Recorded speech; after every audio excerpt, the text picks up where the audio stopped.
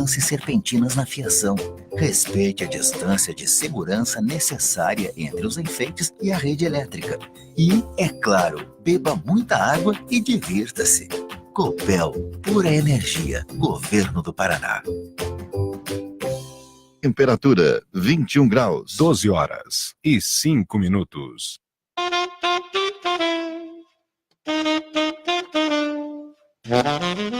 A Rádio Cultura de Curitiba apresenta Cultura Revista, o panorama cultural da nossa arte em notícias e entrevistas. Apresentação, Mariane Antunes.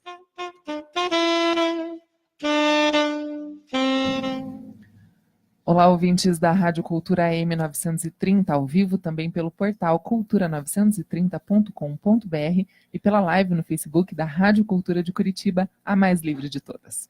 Começa agora o Cultura Revista, um programa que reúne informação, entretenimento, utilidade pública, cultura e arte, de segunda a sexta aqui na sua Rádio Cultura. Participe da nossa programação, liga para cá no 3015-1800 ou pelo WhatsApp 9850-50-930. Eu sou Mariane Antunes, sigo com você nessa próxima hora da programação e hoje, ao vivo aqui nos estúdios da Rádio Cultura, eu conto com a presença e participação do professor de yoga, o Ricardo Prats. Ele vai contar um pouco da sua carreira, da sua trajetória com este trabalho, uma novidade aí, né, nesse segmento que ele pratica, tá, yoga mais individual, ele vai explicar para a gente daqui a pouquinho. E, né, em tempos tão corridos, em tempos de tanto estresse, a gente trouxe esse professor para contar para a gente que, né, tem jeito, é uma prática saudável que faz bem para todo mundo, que todo mundo deve pelo menos conhecer e experimentar a diferença que pode fazer na vida. É mais ou menos isso, professor? Obrigada pela sua participação, seja bem-vindo aqui na Rádio Cultura. Obrigado, eu que agradeço. Eu acho que é esse olhar, assim. A ideia é, já que todo mundo sofre de alguma forma, né? A gente às vezes sofre para acordar de manhã, sofre para ir para o trabalho, tem conflitos dos mais diversos tipos, né? E a gente busca formas de aliviar esses conflitos, essas dificuldades da vida, né? O yoga, incrivelmente, lá há 5.000 anos atrás, já pensava nisso, já olhava para isso, já entendia que a nossa relação com o mundo gera conflitos, né? Então o yoga vem para ajudar a aliviar esses conflitos com o mundo. Conflitos das mais diferentes esferas, né? Então, conflito desde nível físico, dores pelo corpo, desconfortos, conflito de um nível energético, de falta de disposição, de falta de ânimo, conflitos emocionais, conflitos com relação às coisas que a gente busca na vida, as coisas que a gente entende sobre o mundo, sobre quem a gente é, né? O processo de yoga é um processo de autoconhecimento. Então, sendo um processo de autoconhecimento, entender essas fontes de aflição, essas fontes de conflito, faz parte fundamental, né? Então é bem o que você dizia agora há pouco. É essa a direção mesmo. Como é que você descobriu o yoga na sua vida? Como é que você, né, se tornou professor? Queria que você contasse, né, lá do começo, o que você estudou, pesquisou e como é que aconteceu esse encontro. De uma forma bem casual, assim, foi quase um tropeço. É mesmo? Eu trabalhava numa agência de propaganda e vivia como designer e vivia uma rotina, essa história clássica, sabe? Da pessoa que está estressada e aí resolve montar um quiosque na praia. É mais ou menos isso. Assim. Eu vivia uma rotina de estresse, muito trabalho e procurava alguma atividade que eu pudesse fazer e que me ajudasse a lidar um pouquinho com isso. Eu tinha uns 23 ou 24 anos, eu acho. E ia fazer Tai Chi Chuan em um professor que era um pouco mais longe da minha casa, e aí minha namorada, na época, descobriu uma escola de yoga a umas 3, 4 quadras da minha casa e que tinha aula bem cedo. Uhum. E eu comecei lá, assim, só para ter alguma atividade física que me desse um pouquinho de alívio das confusões da vida, né? Nesse momento, eu queria agradecer 2 pessoas. Por favor. Primeiro, a minha primeira professora, a Tânia Fraguas, que foi quem me apresentou o mundo do yoga, né? E depois o Ceará, que era o redator da agência que eu trabalhava e que super piadista e, né, um cara super divertido assim. E que nessas piadas, nessas coisas, ele me ajudou a ficar no yoga. Eu acho que ele nem sabe disso. É a primeira vez que eu falo sobre isso, assim. Acho que ele não tem ideia disso. Que legal, tomara que ele esteja nos É, ouvindo. Depois a gente sim. manda o link desse programa para ele, Sim. para falar disso. E isso foi em que momento da sua vida? A sua formação é... Você trabalhava como designer, Isso, em como agência de designer. publicidade, né? Aquela Isso, loucura isso. toda E eu fiquei da comunicação. Fiquei trabalhando com design e yoga por muito tempo, fazendo as duas coisas juntas. Uhum. Teve um período, né, lá no começo, eu comecei a dar aula depois de uns 3 ou 4 anos fazendo aula. Eu fazia aula com essa professora, Uhum. aí um dia ela chegou para mim me dizendo que achava que tinha um perfil bom para ser professor de yoga e tal, algo que eu nem imaginava, não passava pela minha cabeça. Uhum. E ela me sugeriu fazer o vestibular da Espírita, que tinha na época um curso de formação de professores, ainda tem, mas na época ele era mais amplo, assim, né? Tinha uma carga horária mais intensa e tal. Era um curso de formação, assim, um curso universitário padrão, assim, aula todo dia, né? De segunda a sexta à noite e aula de manhã. Uhum. E eu fui fazer o curso. Eu gostei, me dei super bem, assim, no curso, né? E nesse curso eu tive a oportunidade de dar aula para os mais diferentes grupos. Assim. Então lá dei aula para criança, dei aula para idosos, dei aula em diversos órgãos da prefeitura. E o que foi o mais marcante para mim foi que eu dei aula em presídio por 2 anos. Aquilo mudou a minha visão de yoga. Dar aula no presídio mudou a minha percepção sobre o processo de autoconhecimento. O quanto isso pode ser importante e o quanto é importante chegar no nível mais básico, assim, de entender o que cada pessoa está precisando de fato. Porque eu cheguei no presídio com uma proposta formatada, pronta, assim, sabe? E eu não estava enxergando quem era aquela pessoa que estava na minha frente. Eu não estava entendendo quem era aquela pessoa. E as aulas não fluíam. Uhum. Quando E você chegou com uma coisa planejada. Formatada já, pré-formatada. Uhum. Quando eu resolvi abrir os olhos e entender quem era, que grupo era aquele que estava na minha frente, né? Quais eram as dificuldades deles, do que eles estavam, do que eles mais precisavam ali, aí mudou completamente a forma de relação com o ensino e a minha relação com eles. Antes era uma coisa distante, quando eu consegui mudar essa percepção, isso se aprofundou muito, assim, foi muito legal. Ali a minha visão de yoga mudou bastante. Assim. Uhum. Foi a primeira grande mudança, eu posso dizer assim. E você pode contar, assim, o que te fez essa percepção? Claro que eu imagino que você tenha tido a relação do se colocar no lugar do outro, ou se perguntar por que os resultados não estavam funcionando como você queria. Eu adoro contar essa história, aliás. Conta. Super posso. Gosto muito de boas histórias. Eu comecei a dar aula e cheguei com uma coisa pronta, como eu dizia, né? Uhum. Mas uma coisa muito terapêutica, assim, sabe? De uma prática bem leve. E não que terapêutico precise ser uma coisa leve, mas uma coisa muito suave, assim, sabe? E com cantos e uma coisa assim. E os presos não estavam interessados naquilo. Eles riam da minha cara na minha frente, assim, escondidos e se matavam, assim. Aquilo não fazia sentido para eles. E até que eu entendi que o meu caminho de contato com eles deveria ser pelo corpo. Eu era jovem, né? Tinha 20 e poucos, agora estou com 40. Então, e tinha uma condição física boa ali, né? Estava acostumado a fazer as posturas mais escabrosas ali, acrobáticas, né? E aí fui por esse caminho. E aí a gente comecei a passar para eles essas posturas mais complexas, né? Foi ali que eles... que os olhos brilharam. Eles viram que tinha um desafio ali pela frente, né? Tinha uma coisa interessante a ser feita, né? E que se conectava com a necessidade deles, porque eles estavam o dia inteiro fechados, o dia inteiro parados. Assim, com poucos momentos de mobilidade, movimentação do corpo, isso tudo, né? Aí quando a gente foi para as posturas acrobáticas, aí eles começaram a disputar entre eles, sabe? Que legal. E foi saudável, assim. Sim. Foi importante ali, né? Não que eu vá estimular a disputa no yoga, mas naquele momento foi importante, sabe? E aí, a partir daquilo, o vínculo se estabeleceu. Quando esse vínculo aconteceu, eu pude começar a inserir outras coisas, outras técnicas e tal. Quando eu tive que parar, não pude continuar, né? A diretora do presídio deu um feedback muito legal, assim, dizendo que as alas do presídio que faziam as práticas de yoga eram as alas mais tranquilas, mais calmas, com menos conflito no presídio. Então foi bem interessante. Que bacana. E hoje, na sua vida, você é só professor de yoga? Sou só O professor só de não yoga. significa só de entendo, pouco, né? É relacionado à atividade, né? Sim, é só sim. professor de yoga e largou a Larguei comunicação. Design. Demorou, foi um trajeto longo, né? Eu fiz todo um planejamento de anos para conseguir parar com o design e me dedicar exclusivamente ao yoga. Uhum. Quanto tempo levou a tua formação? Eu fiz 2 grandes formações entre cursos menores, né? Uhum. A formação da Espírita foi 2 anos e meio para 3 anos, assim, nessa carga horária, né? De aula todo dia, das 7 às 10 da noite, daí tinha aula sábado, a manhã toda, tal. E foi uma formação super importante, porque ela é uma formação bem diversificada, assim. Cada professor dá uma disciplina e com olhares diferentes, e aí tinha disciplinas de anatomia, cinesiologia, essas coisas bem da saúde mesmo, né? Mas também tinha disciplina de mantra, de textos sagrados e, sabe, as coisas clássicas do yoga ali, né? Uhum.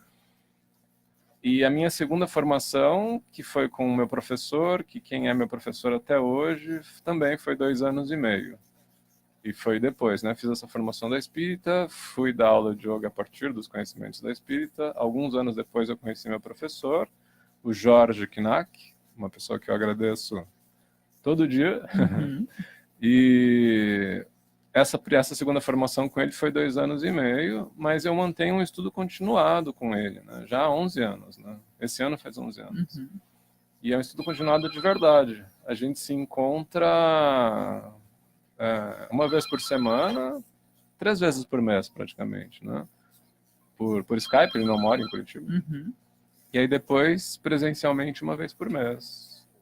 Fora os outros cursos que ele dá, assim, de vez em quando, e vem dar curso aqui e tal, né? Então, por mais que tenha sido uma formação, ela não se encerra naquilo. Mantém-se esse contato, assim, né? A longo prazo. É bem contínuo. Você vai Super sempre contínuo. aprendendo coisas novas, trazendo coisas novas para suas aulas. Vai se modificando com isso. A gente chama de uma tradição de yoga mesmo, né? De uma relação professor-aluno. O foco desse olhar de yoga que eu ensino, né? Esse olhar se chama tradição de yoga de Krishnamacharya. Uhum. O foco disso é o ensino individual. E se eu ensino individualmente, eu preciso ter um professor que me ensina individualmente, né? E o meu professor, por sua vez, também tem um professor que o ensina individualmente. O professor do meu professor já não tem mais professor. Uhum. Ele já é velhinho, o professor dele já faleceu, né?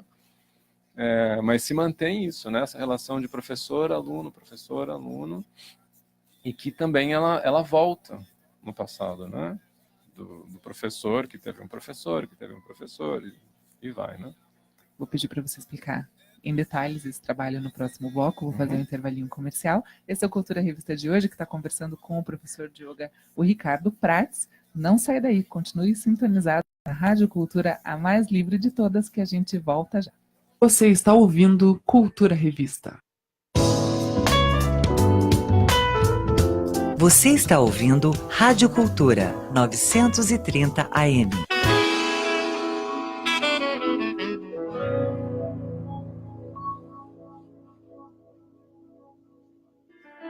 Olá, você que sintoniza a Rádio Cultura 930 kHz. Eu sou Eliane Bastos e apresento o programa Planeta Música, onde compartilhamos histórias sobre compositores, intérpretes e músicas eternamente presentes em seu coração. O Planeta Música vai ao ar todas as sextas-feiras, das 14 às 15 horas, aqui pela Rádio Cultura 930 kHz. Nestes dias de folia, cuidado com a altura dos veículos. Evite manobras próximas ou embaixo da rede elétrica. Não toque nos cabos e nem lance serpentinas na fiação. Respeite a distância de segurança necessária entre os enfeites e a rede elétrica. E, é claro, beba muita água e divirta-se. Copel, pura energia, Governo do Paraná.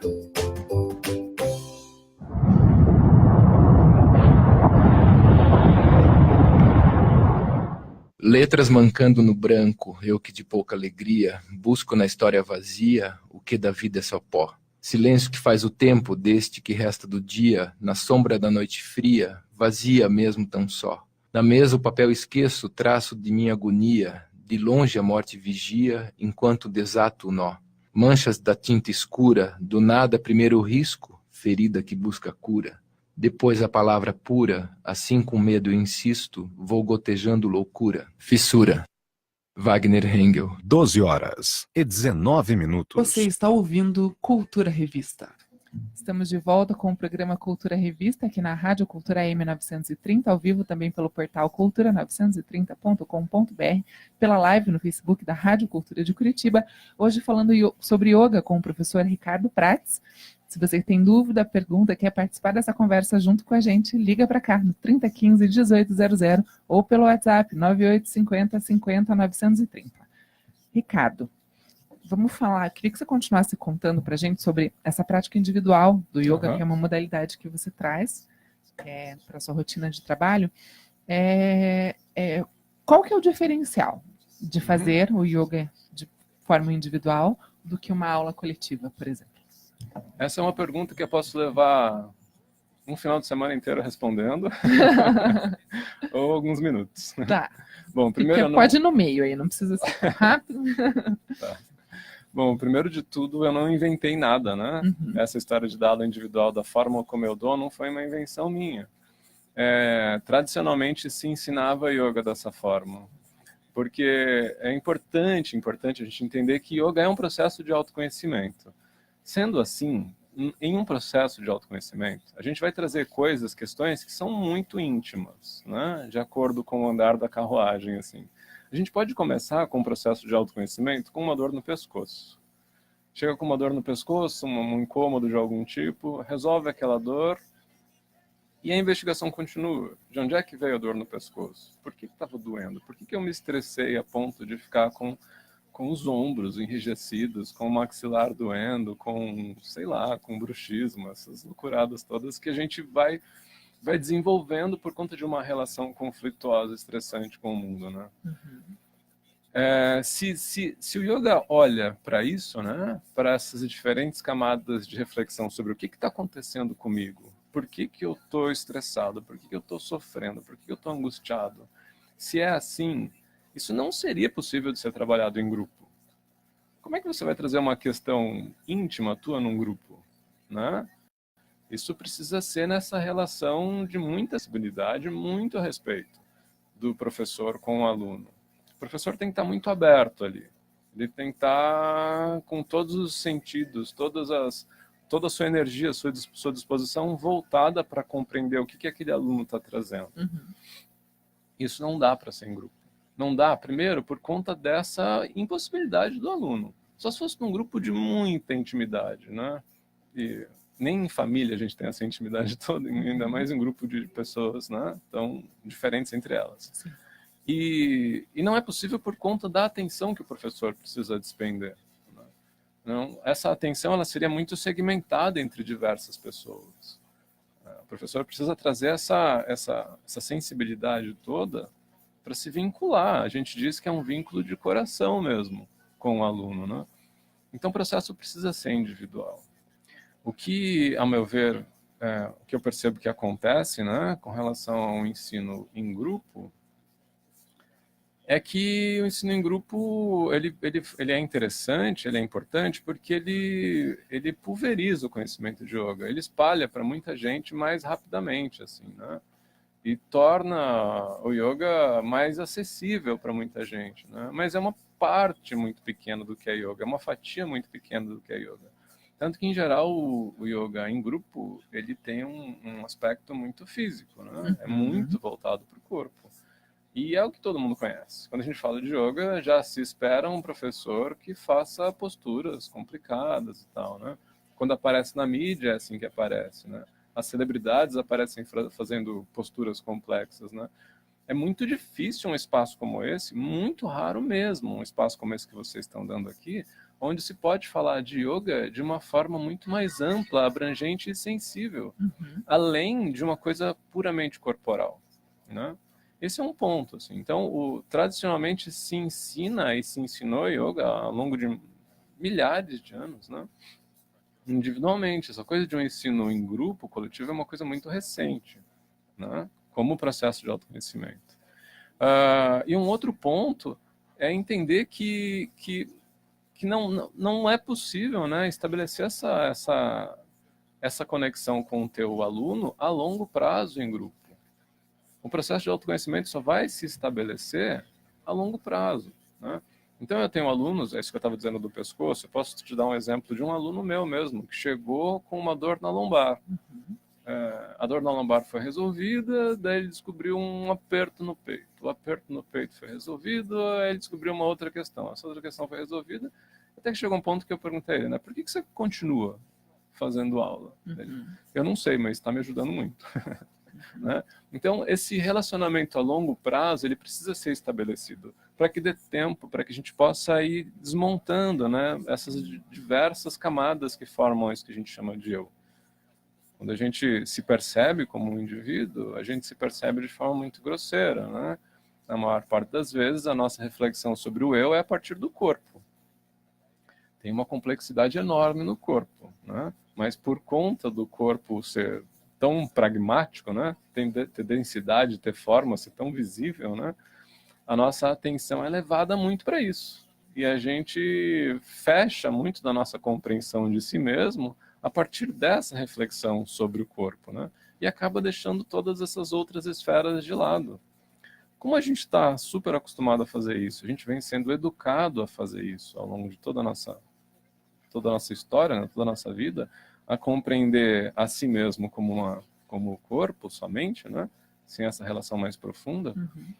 É preciso que um relacionamento com o yoga, com o professor, se estabeleça num prazo um pouco mais longo para que a gente possa ir rompendo essas camadas todas, né? Então, yoga precisa ser compreendido como um processo de autoconhecimento, né? É um processo de autoconhecimento, mas também é uma prática que, né, de benefício à saúde do corpo, de certa forma, né? Pela respiração, pelos alongamentos. É um exercício pesado. Exatamente, mas a gente precisa entender isso também como autoconhecimento, né? Então, quando tem o exercício, quando tem a atividade física, o que a gente chama de asana, isso é autoconhecimento, né? Eu estou entendendo, estou me sensibilizando com relação ao que é o meu corpo. O que está acontecendo com o meu corpo quando eu estou me movimentando, né? Se eu estou tentando tocar a ponta dos dedos dos pés com as mãos, por que eu estou fazendo isso? O que eu espero com isso? Como isso afeta o meu corpo? Como afeta a minha sensação de vitalidade? Como afeta as minhas expectativas em querer tocar a ponta do pé? E por que eu quero tocar a ponta do pé? Né? Por que eu quero ficar de ponta cabeça? O que a gente chama de Sirsasana, invertida sobre a cabeça. Por que isso é importante, né? Tem todo um grupo diferente de respostas que a gente pode encontrar para isso. E essas respostas vão variar novamente de pessoa para pessoa, né? Então, mesmo que a gente entenda, que a gente coloque a atividade física como sendo parte de yoga, isso também vai ser autoconhecimento. E não, o que é legal observar na sua fala, me corrija por favor se eu estiver errado, é que vai a máxima do o que serve para um não serve para outro, né? Que todo mundo é diferente. Exatamente. E a regra não é igual para todo mundo e a gente precisa realmente se conhecer para saber o que faz bem para nós. É por aí. Eu imagino que se eu colocasse 4 ou 5 alunos meus, né, do individual na mesma sala, é muito provável que eles tivessem falas diferentes sobre o que é yoga, sobre quem eu sou, sobre como é o ensinamento e sobre, inclusive, o que é yoga. É muito possível que eles não tenham a mesma fala, a mesma compreensão do que é yoga, porque essa compreensão vai se dar a partir de quem é aquela pessoa, né? O Krishnamacharya, que é o professor que dá nome à tradição de yoga da qual eu faço parte, tem uma frase que eu acho incrível e eu repito sempre, meus alunos estão cansados de ouvir, que é assim: quem aprende de verdade jamais ensina como aprendeu. Isso eu vejo de uma profundidade fantástica, assim. Porque para que a gente possa aprender alguma coisa, esse aprendizado tem que se conectar com quem a gente é, né? Ele tem que tocar os nossos condicionamentos, tem que tocar os nossos hábitos, tem que tocar tudo aquilo que forma o que a gente é, para que então eu possa aprender aquilo, aprender no sentido de segurar aquilo em mim mesmo, de fazer parte de quem eu sou, para que então eu possa ensinar aquilo. Se não é assim, eu não estou aprendendo de verdade, como ele diz. tá ficando numa esfera intelectual mesmo, sabe? De muita fragilidade, que vai se perder, né? Então, sim, vai ser sempre muito individual. Que bacana. Quem que pode fazer yoga? Para quem é indicado? Assim, eu pergunto em relação à idade e também a condições físicas, problemas de saúde, de um modo geral. Eu fico feliz de poder dizer que já dei aula para uma diversidade muito grande de pessoas, assim, né? Tem uma brincadeira que se repete, é que se você está respirando, você pode praticar yoga. Tá. Né? E o que essa brincadeira aponta, né? Aponta que se há consciência em algum sentido, se essa pessoa tá viva, né? E tem algum nível de consciência da sua própria vida, né? Alguma capacidade de se relacionar com o mundo de algum jeito, por menor que seja, tem algo em yoga a ser feito ali, né? Quando a gente fala de yoga como autoconhecimento, é muito difícil a gente desprender a ideia da atividade física em yoga. Mas muitas vezes, sei lá, vamos pegar um exemplo dramático de alguém que está de cama, está muito doente, né? Essa pessoa se vincular com a sensação da respiração, se vincular com a sensação de vitalidade, essa pessoa ter a possibilidade de conversar um pouco com o professor, né? Ouvir um pouquinho, trocar um pouco, trazer um pouco das reflexões de tudo que aconteceu na vida. Alguém que está à beira da morte, por exemplo. Trocar um pouco, conversar um pouco sobre isso pode ser muito útil, pode ser muito importante. E o outro espectro também. Alguém que está super saudável, pleno de vitalidade, né, o oposto do espectro, né, pleno de vitalidade, um jovem, adolescente, tem muito a aprender com yoga. Porque em todas essas etapas da vida, pontos de conflito estão presentes. A dificuldade de compreensão clara do mundo está presente. A dificuldade de compreensão clara de quem a gente está presente, né? Então, todo mundo vai poder praticar yoga. Todo mundo, vai ser útil para todos. Quem é super saudável e quer fazer uma prática física intensa, tem muita coisa no yoga para isso. Quem é muito doente, tem muitas dificuldades físicas, tem muita coisa no yoga para essa pessoa. E a gente é gestante, mulheres no puerpério, executivos. Meus alunos são muito diferentes entre eles, assim, muito mesmo. E onde essas aulas acontecem? Elas são num espaço específico? Sim, eu tenho uma sala, né? Sala? Uma sala de atendimento aqui em Curitiba, onde eu atendo com horários agendados, assim, né? Então, os meus alunos, a gente se encontra numa frequência semanal ou quinzenal, e nesses encontros a gente conversa bastante, assim. A gente troca bastante, a gente faz algumas coisas juntos ali, né? O processo de aprendizado, de ensinamento se dá nas salas ali, na sala, né? Nas aulas, mas a prática acontece em casa. Em casa? Como? Explique melhor. Todo mundo se surpreende, assim, é muito incrível. Né? Eu ia te perguntar, esses encontros com que frequência eles devem acontecer e quanto tempo eles duram. Mas aí agora você já vai emenda aí na história de casa, como é que é? Tá, é assim. Vamos pensar, por exemplo, em quem estuda um instrumento musical ou quem faz aula de idiomas, né? Uma vez por semana, 1 hora de duração e exercícios em casa, uma hora por dia, pelo menos. E vamos estudar em casa. Né? Então, eu quero aprender violão. Eu vou lá na escola de música ou na casa do professor. Eu vou contar uma historinha, né? Eu tinha também uns 18 anos, eu tentei aprender trompete. Eu sou péssimo com música, mas sou muito determinado. E fiquei ali uns 3 anos estudando até me dar conta que... Não era para você. Não era. Talvez um outro instrumento. Trompete, não. Mas o fato é que eu ia na casa do meu professor, fazia aula com ele, né? Uma hora de aula por semana, voltava para casa e estudava todo dia, né? 1 hora, pelo menos, todo dia, estudando trompete. É exatamente a mesma coisa. Então, a gente se encontra na minha sala, tem todo o processo de estudo, de troca, de conversa, eu passo as lições de casa para o meu aluno e entrego uma receitinha de bolo, assim, uma ficha, um papel escrito em detalhes do que aquela pessoa vai fazer. Com desenho, com texto, coisas escritas, e agora com esses recursos todos de internet, né? Então, às vezes, eu gravo um arquivo em áudio e mando para o WhatsApp, um vídeo, alguma coisa assim, e mando ali enquanto o aluno está na minha frente para que isso sirva de reforço.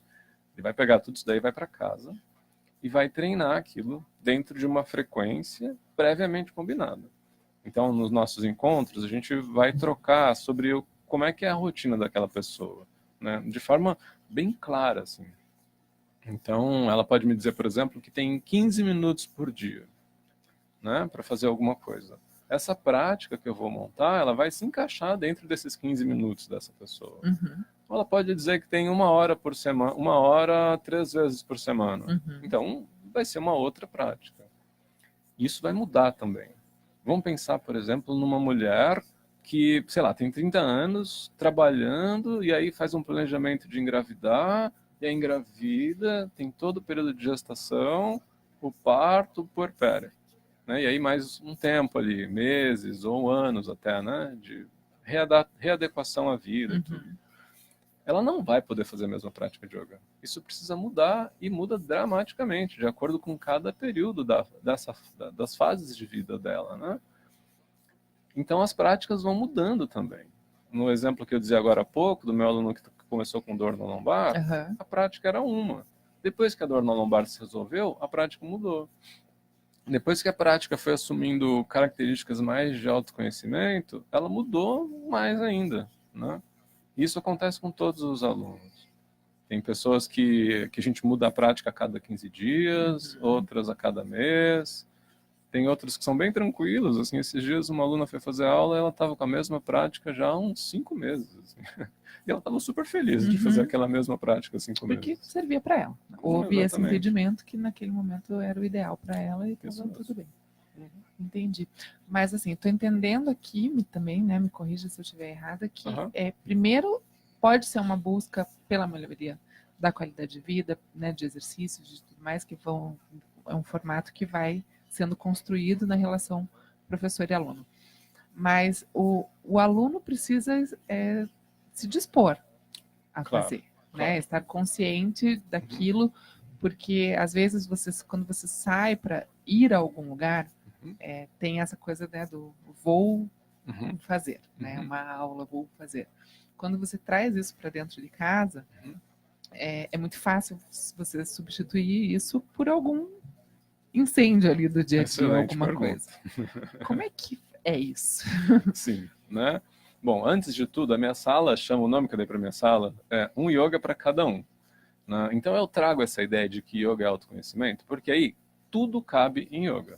Então, se a pessoa busca por conta de uma dor, cabe ali. Se busca por conta de querer ter mais atividade física, e ficar mais forte, mais flexível e mais equilibrado, ou seja lá o que, cabe. Alívio de estresse, cabe. Né? Então, não importa qual seja a nossa busca, o porquê que você está procurando yoga, cabe ali dentro. Certo. Né? Então, esse é um ponto.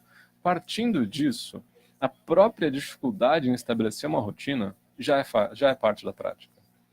Porque aí o aluno volta, chega e me diz, né, quando entra na porta, eu já sei quando fez a prática e quando não fez. É muito visível, assim, sabe? Quando a forma como chega se esgueirando pelo cantinho da parede, se traz a folhinha na mão, se não traz, é muito visível. Mas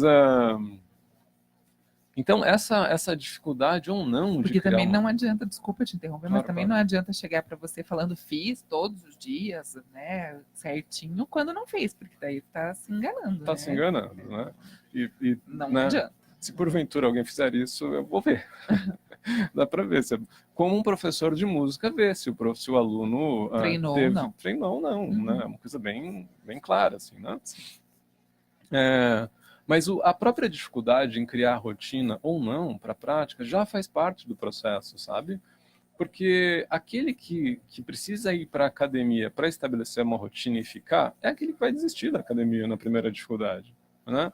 Então, se a gente consegue estabelecer uma rotina em casa, de disciplina em casa, aí sim tem um processo muito importante de usar uma palavra da moda aqui, mas de empoderamento do seu próprio processo, né? De assumir aquilo para você, assim, né?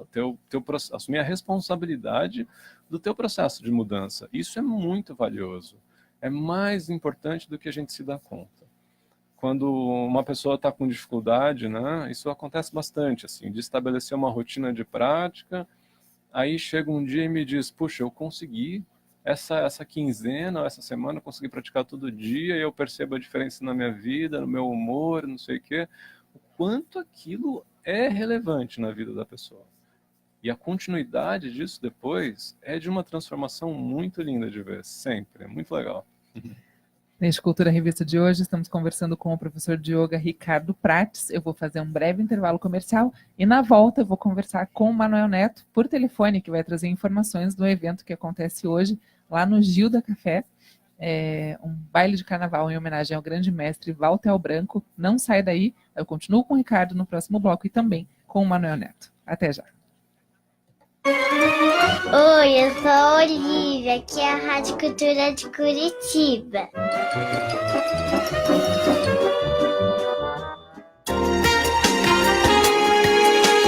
Você está ouvindo Rádio Cultura 930 AM.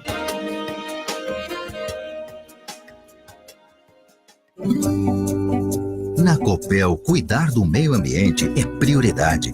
Por isso, a gente monitora a qualidade da água em nossos reservatórios. E o Programa de Gestão de Resíduos cuida da destinação correta de materiais, com projetos de compostagem e de parceria com cooperativas de reciclagem em todo o estado. Saiba mais em copel.com/sustentabilidade. Copel, pura energia, Governo do Paraná. 930 AM, a Rádio de Cultura em Curitiba. 12h41. Você está ouvindo Cultura Revista. Estamos de volta com o programa Cultura Revista, aqui na Rádio Cultura AM 930, ao vivo também pelo portal cultura930.com.br, pela live no Facebook da Rádio Cultura de Curitiba. Neste momento, a gente faz um contato com o Manuel Neto, que é diretor do museu. Manuel já está na linha? Ah, ok. Então vamos falar com o Manuel por telefone. Manuel, bem-vindo ao programa Cultura Revista, aqui na Rádio Cultura AM 930. Tudo bem, Mari? Tudo, e você? Estou bem. Você tem novidades para nós? Convite para os ouvintes da Rádio Cultura para hoje? Tenho. Primeiro agradecer aí o apoio da Rádio Cultura e os ouvintes. Estamos aí novamente trazendo alguma novidade cultural da cidade. Está acontecendo hoje uma nova homenagem ao maestro Valtel Branco. E a gente decidiu fazer um baile com essas músicas de sucesso dele, que ele fez com parceiros do Brasil e do mundo todo, e mostrar que o Valtel também fez sucesso. Fez músicas populares, sambas, jazz, funk estilo americano, e a gente vai mostrar tudo isso hoje em homenagem ao Valtel. Que bacana. Valtel Branco nos deixou recentemente, e a gente teve a oportunidade, né, Manuel, de divulgar, poucos dias atrás, um especial, um podcast com todo o trabalho, toda a importância do Valtel para a cena cultural do mundo, né, não só da nossa cidade, das coisas, mas de todo o trabalho que ele fez. E que bacana poder falar, né, disso, desse evento hoje, que é uma homenagem mais do que justa, e de mostrar esse recorte, né, dos sambas, dessas músicas que vão certamente animar quem estiver passando pelo Gilda hoje no final da tarde, né? Quanto tempo de trabalho você teve para reunir o que vocês vão apresentar hoje lá? Além dos 20 anos acompanhando o maestro, que eu tive a oportunidade, conversando com ele, entrevistando, buscando sons e procurando entender a obra dele, tivemos parcerias, né, desde o Marcos, da Vinil Clube, ao grupo de estudos do maestro Valtel, que a gente montou no Museu do Som Independente, que teve participação do Paulo, do Francisco, do Tiago e outros colegas. E temos estudado ele há anos, né? Já temos mais ou menos 400 discos que ele participou identificados na música brasileira e mundial. E a gente supõe que passa de 1000. Mas nesse material a gente localizou muito material de sucesso. Então, temas da Globo, Sítio do Pica-Pau Amarelo, O Bem Amado, novelas como Escravizalda, Irmãos Coragem, e grandes artistas de sucesso, né? De Alcione, a Tim Maia, Tony Tornado, Elis Regina, Wilson Simonal, entre outros tantos, né? Ele trabalhou com o pessoal do Latin Jazz, Mongo Santa Maria, Pérez Prado, né? E isso dá um caldeirão bacana. E a gente vai trabalhar um pouquinho com isso, mostrando esses arranjos, os sons que ele produziu, os sons que ele compôs, as big bands que ele participou de música latina, de jazz. Vai ser uma grande diversão, uma noite agradável e principalmente mais uma homenagem ao maestro, né? Sem dúvida. Então vamos convidar aqui os nossos ouvintes. Baile de pré-carnaval em homenagem ao grande mestre Valtel Branco, hoje às 19 horas, lá no Gil da Café. Gil da Café. Gil da Bairro Restaurante, né? Isso. Rua Cândido Lopes, 323. Fica aqui do lado do Osório, né? Uhum.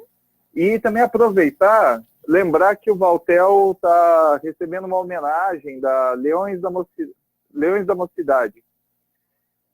O Valtel é samba enredo esse ano, vai para a Avenida amanhã, vão concorrer com um tema inspirado no maestro Valtel Branco, e eles também estão apoiando esse evento de hoje.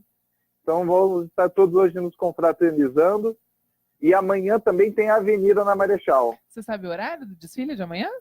Se não me engano, ele se apresenta entre 9 e 9h30. Ah, que bacana. Então são duas homenagens, hoje o bailinho e amanhã o desfile. Que maravilha, Manuel. Obrigada pelas informações. A gente se encontra lá mais tarde, Sim, então, para Mari. prestar essa homenagem para o grande... Obrigado aí à Valtel rádio, Branco. aos ouvintes, e compareçam, porque tem muita música gostosa para dançar e curtir, conhecer a profundidade da obra do Valtel.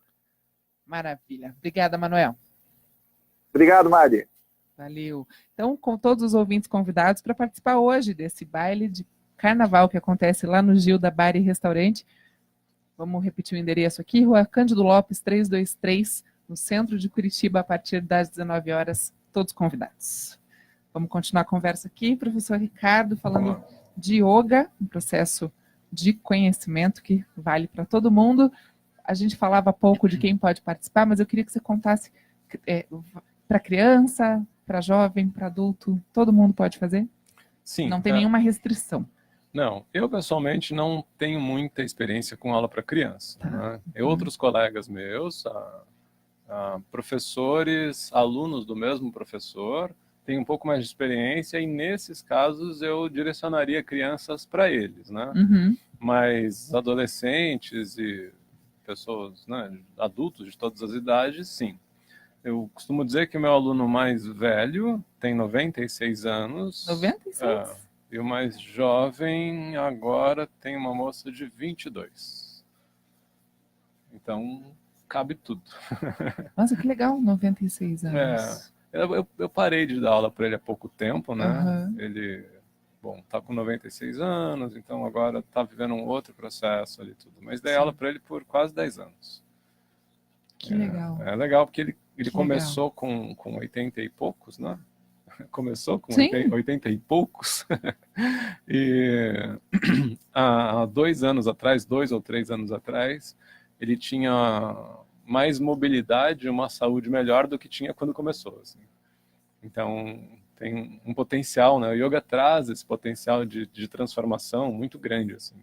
É sempre muito gratificante ver essas mudanças, é muito legal mesmo. E daí aqui cabe muito uma fala que eu sempre trago para esse programa, assim, né? Que quando a gente começa a se conhecer melhor e conhecer as coisas que o mundo, né, nos oferece, é sempre tempo, né? Da gente buscar outra formação, informação, conhecimento, sempre dá para começar alguma coisa com qualquer idade. Né? Sim.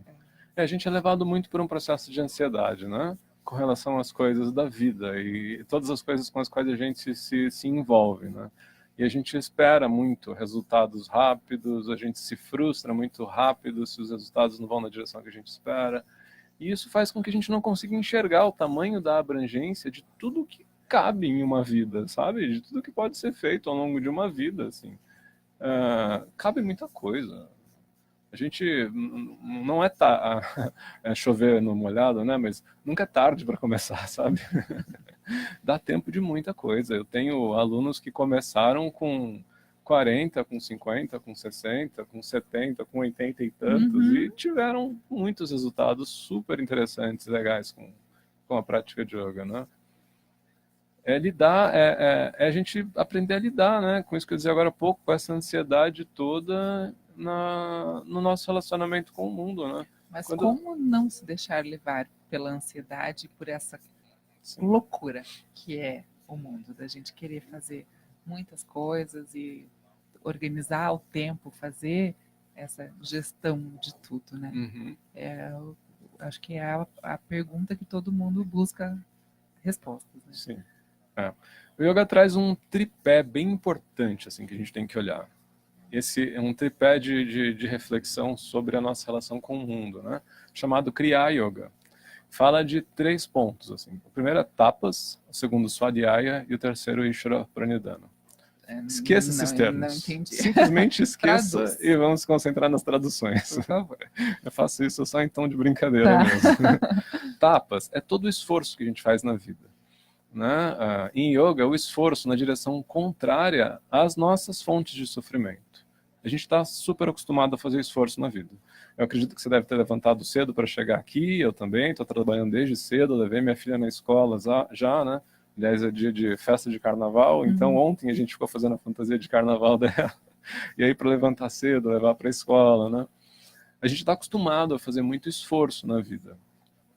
O ponto de reflexão aqui é: quais esforços são mais importantes? A gente acaba se deixando levar por esforços que são frágeis, que não levam a gente para direções de aprofundamento de compreensão sobre quem a gente é. Então eu faço muito esforço para juntar dinheiro para comprar coisas, né? Eu faço muito esforço para fazer uma viagem, e muito esforço para, sei lá, reformar minha casa, ou sei lá o quê. Isso que está todo mundo muito acostumado a fazer no cotidiano, né? Quando que, inteligentemente, o esforço mais importante seria eu saber por que eu estou fazendo esses esforços. Eu me entender, eu me conhecer um pouco mais, ter um pouco mais de clareza sobre quem eu sou, para que, assim, os outros esforços da vida possam ser direcionados com mais objetividade, né? Se os meus esforços surgem a partir de uma confusão sobre quem eu sou, os resultados têm grandes chances de aumentarem essa confusão, né? Confusões na vida. Agora, se os meus esforços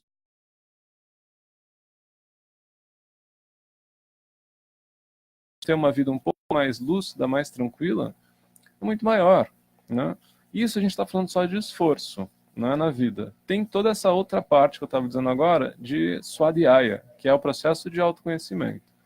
É olhar para tudo aquilo que forma o que eu sou, todos os meus condicionamentos, os meus hábitos todos, tudo isso que eu herdei da cultura, tudo isso que eu herdei da família, tudo isso que eu herdei do meu relacionamento com o trabalho na fase adulta, com os meus amigos, né?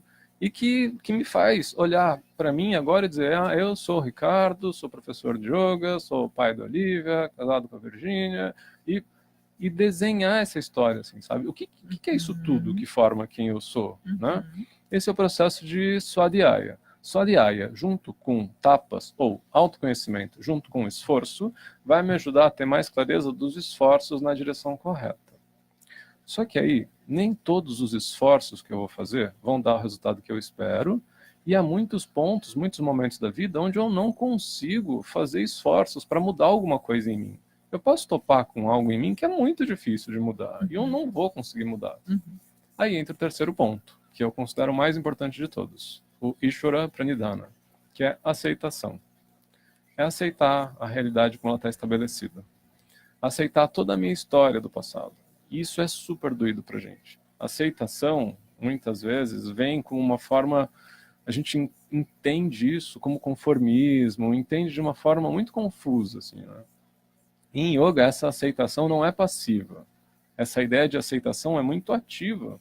É um esforço na direção de olhar para esses condicionamentos, esses hábitos que estão estabelecidos em mim e que agora, nesse momento da vida, por conta de todo um contexto mais abrangente do que eu estou vivendo, agora eu não consigo mudar, e aceitar isso. Pacificar um pouquinho as reatividades com relação a isso que eu não consigo mudar.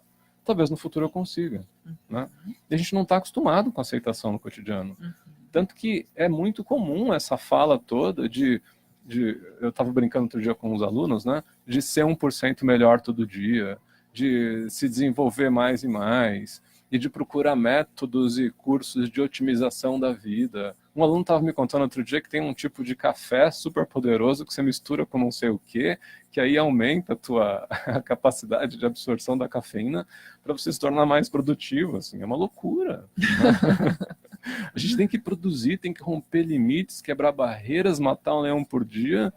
Uma coisa assim, enlouquecedora, né? Esse processo de aceitação de Ishvara Pranidhana traz muita pacificação. Quando a gente consegue se vincular um pouquinho com isso, a gente consegue se vincular com a vida de forma muito mais leve e saudável. Dá conta de que, puxa vida, eu não sou o super-homem, eu não vou transformar o mundo todo, eu não vou vencer todos os meus obstáculos de um dia para o outro. É muito provável que eu vá morrer com muita coisa que eu não consegui nem olhar direito e que eu nem enxergo em mim. Né? Então, quando a gente olha, né, para esse processo de yoga, olha para esse processo de como é que eu vou ficar menos ansioso, né?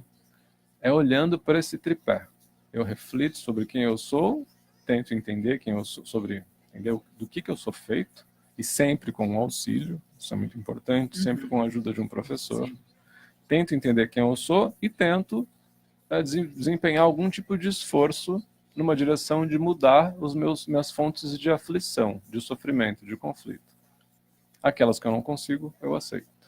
Como esse é um processo para a vida, é possível que no futuro, tendo pacificado outras questões, resolvido outras questões em mim, aquela que no passado eu não conseguia nem sequer olhar, talvez lá no futuro eu consiga. E mais, talvez no futuro aquilo nem seja mais um ponto na minha vida.